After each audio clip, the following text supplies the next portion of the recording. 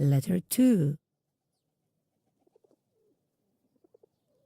Miriam was walking slowly along a little street, the last one before reaching house in her daily way from school. Slowly, because she was reading the Times, borrowed from the school library for her father. Every day, Miriam was bringing his father an issue dating back to exactly 15 years before. Like any other afternoon, she handed her father an issue in a miserable state. The date on the title page read the 29th of March, 1827. The condition of the paper did not seem to impress Mr. Romerson at all. It was his daily ritual to read the mud-stained newspaper between 7:30 and 8:15 in the evening, accompanied with a glass of Scotch whisky, 2 cigarettes, and of course, the current issue of the Times. That is unbelievable. How did they all manage to fit in there? Well. Miriam was muttering for a while reading the newspaper. The big bolded headline on the first page seemed to shout, 20,000 people participate at the funeral of Ludwig van Beethoven in Vienna. Miriam started to count how many people could possibly come to her funeral, and she counted to 24 before reaching her house. Miriam, there is a letter for you. It was Dominique, her younger sister, hiding something, probably the letter in question, behind her back. It's from Wiliam Turner. She said with jubilation of a person who had just found the Holy Grail. When do you want to get married? You're a fool, laughed Miriam. He's very old, something around 50, maybe more. You know, he's about to die, but I'm not sure if his funeral will attract 20,000 people, like that of Beethoven. She added. Beethoven was a unique man and a great composer. You should not make silly jokes at the anniversary of his death, said Dominique seriously. Miriam was slightly surprised that her little sister knew about this anniversary. Usually, she totally ignored all the affairs which did not revolve around her. But for some years, she had been taking piano classes, and the remembrance about death of Beethoven seemed to be personal for her. The younger sister passed the letter to Miriam, and their brown eyes met. I'm sorry, Dom. I should not have joked. She kissed her sister on the cheek and ran upstairs. My dear, lovely friend, you know what? The doctor said that the reason of my rheumatism problems is that I sit in one place the whole day. What an absurdity!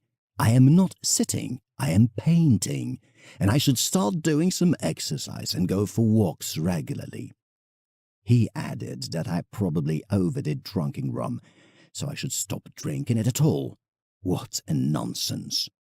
Rum is a perfect body for travelling through my long, profound and intensive meditations. I felt deeply offended. By the way, are you good at history? Because I definitely am not. That's why I'm not going to give you precise historical facts or dates, but I just want to tell you in an easy way how the overall political situation in Europe influenced my life and my personality. 5 days after I was appointed a member of the Royal Academy of Art, Napoleon Bonaparte took over the rule in France, and what happened? Well, the French consul was not a peaceful person. He wanted more power which would help him to build a huge empire. In short, a god of war. England and other countries like Russia, Turkey, Austria, Sweden and Portugal didn't accept that. So as it happens really often, with any arguments, it caused wars. The countries which stood against France created a coalition. Napoleon waged his first war with Austria. He tried to force it out of the Apennine Peninsula, and as you might expect, Austria put up resistance, and that's why Bonaparte had to cross Great St. Bernard Pass. This is rated among exceptionally risky and dangerous crossings. Obviously, he did it. Even though he was fighting against my homeland, I consider him the bravest man of that time, and I believe that Europe will never again give a man of such format to the world. Napoleon had taken Munich and threatened Vienna, the capital of Austria, which was forced to conclude peace with the French.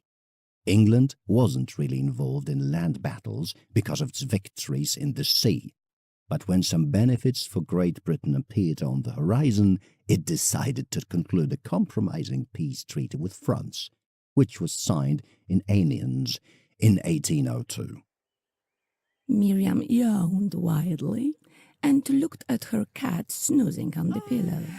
Well, Giotto, But sound of her voice did not cause any reaction on the bed. it seems to be coherent, very coherent.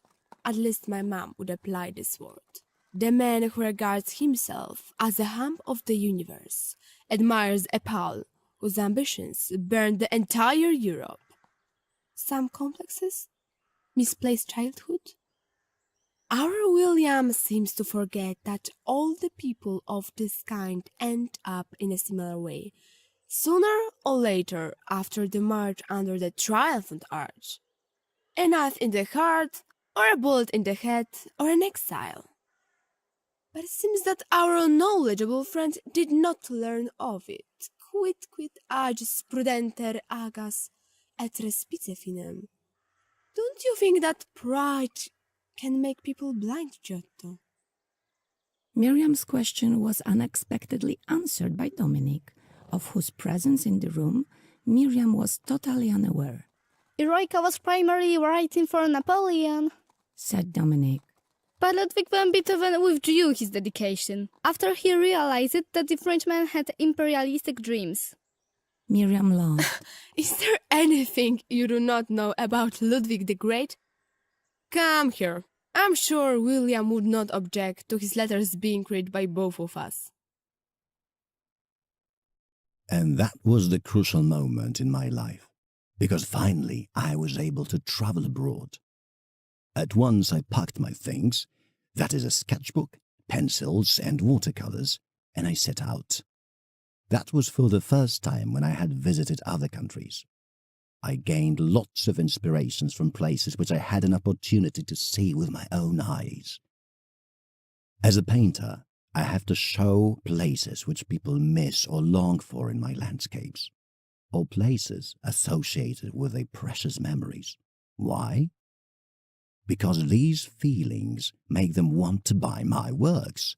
That is the secret of my painting, and the reason I have traveled so much during my whole life. I visited Paris, where I contemplated the Seine stream all afternoons. I desired to traverse the Alps, where facing the power of the man seems to be nothing, and in some incredible way the human pride goes away. As it turned out, that the peace was not really lasting for long, I had to return to my homeland by the same pass which Napoleon with his forces had traversed a few years earlier, just like the second Hannibal, the commander of ancient Carthage. It gave me motivation and inspiration to paint a picture which I called Snowstorm, Hannibal and his army crossing the Alps. Obviously, smart people can notice the allusion to the war between Great Britain and France in this picture. That war had a really considerable influence on my choice of painting topics. The British aren't humble. They like to admire their own victories, and I wanted to give them this pleasure, so I painted a picture whose name is The Victory Returning from Trafalgar, which commemorating the victory of British fleet over the Franco-Spanish Armada on the 21st of October 1805. During this battle, the enemies lost 18 ships, and the British didn't lose even a single one. The joy of the victory was dimmed by the death of Admiral Horatio Nelson, who was shot at the beginning of the battle, but despite his serious condition, he didn't give up the command, and he kept giving orders until his death. Coming back to Napoleon, well, his personality helped me to overcome my complex. You know, that I look like a shrimp or a dwarf with a big conch and short legs. Bonaparte was a perfect form, and I still feel attachment to him. In the picture, War, the Exile and the Rock Limpet, I presented the loneliness of the Emperor Napoleon, but in fact I painted my own loneliness. And actually, I was not born on the same day as Napoleon. I changed it because I wanted to show how similar we were. After the Napoleonic Wars, I decided to travel to Belgium to see Waterloo, the battlefield of the last fight of General Napoleon with the English Prince Wellington, to make some sketches for the album Waterloo and the Rhine. During my life as a painter, I could not forget to visit Wales, Scotland, and the Netherlands, because as one clever man said, painters should go to the Dutch school to learn the art of painting, as they would go to grammar school to learn languages. So, as you can see, it was my obligation to visit the Dutch Academy. Traveling was a big part of my life. Discovering new places and their own unique beauty for inspirations was the second to Rome thing which I liked the most. A joke, my dear friend, and do not seethe. I never used to fix strict and invariable aims of my journeys. I mean, meeting new people and getting to know traditions and customs of each country which I visited was in itself the purpose of my travel. That gave me lots of joy, probably as much as writing letters to you. I think that I will go for a walk now. Nothing recovers rheumatism problems better than fresh air. Oh, those doctors. They know nothing about life. All the best. Wiliam Turner. P.S. You know who my secret love was? That's funny. Paulina Bonaparte, Napoleon's sister. What a wonderful nature and unique beauty. Albatross, amazing Sheila, just right for me. Dominique was sleeping embracing Giotto. She moved to Miriam's bed just after Nelson's death and victory, as she had not found any relationship between the Battle of Trafalgar and any of the Beethoven's masterpieces. Miriam tucked her sister with a white duvet decorated with fashionable laces.